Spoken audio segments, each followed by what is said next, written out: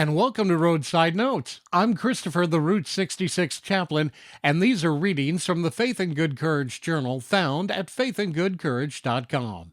These are my stories from and for the road, a little grace for the miles ahead, and reminders that hope still travels with us.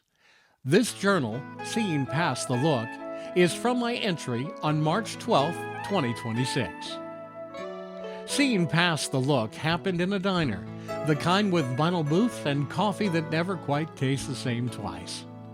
The bell on the door rang. In walked a woman who didn't fit the room. Her hair was stringy and oddly colored. Her skin a canvas of tattoos that told stories no one had asked her about. And she moved with this quiet caution of someone used to being measured before being welcomed. I noticed the shift immediately. Forks paused, eyes followed. A few smirks didn't even bother hiding. The room decided who she was before she even sat down. I've seen it happen 1,000 times. We all have. It's fast, efficient, comfortable. Judgment often is.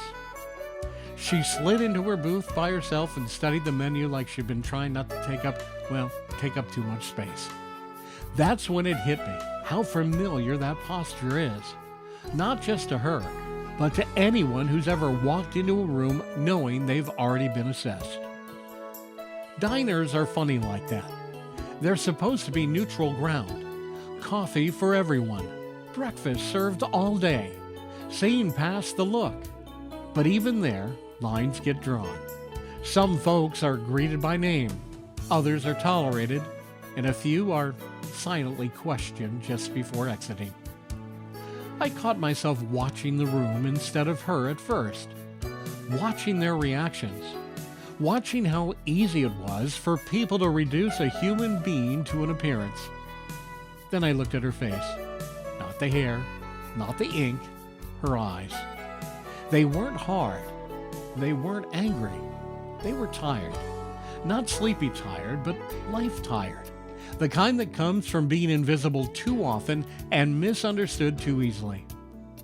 The road has taught me to pause in moments like that, to slow the impulse to categorize instead of, a quieter question.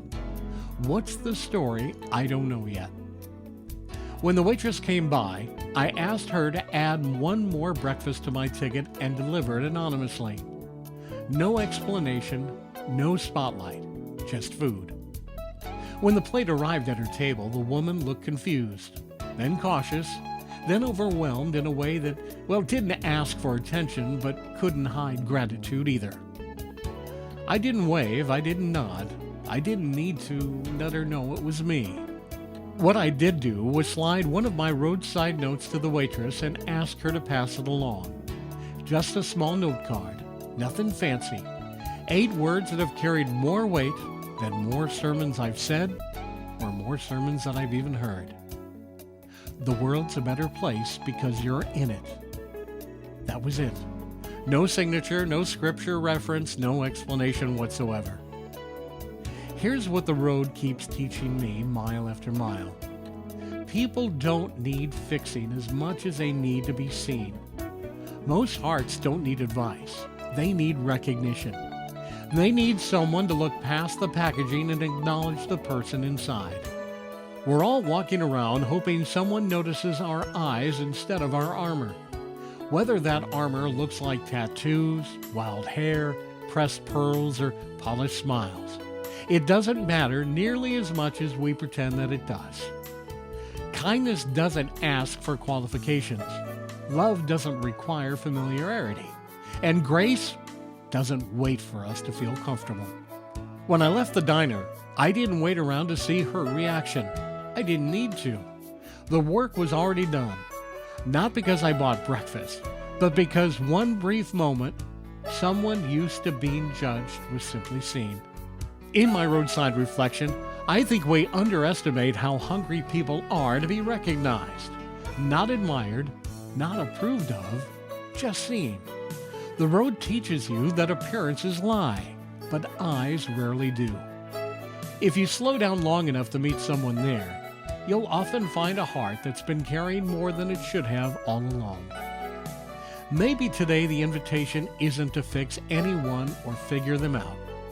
Maybe it's simply to offer a small kindness without an explanation and trust that love knows where to land. Sometimes a quiet breakfast and a few honest words can do more healing than 1,000 loud opinions ever will. Travel well, my friends. Have faith and good courage.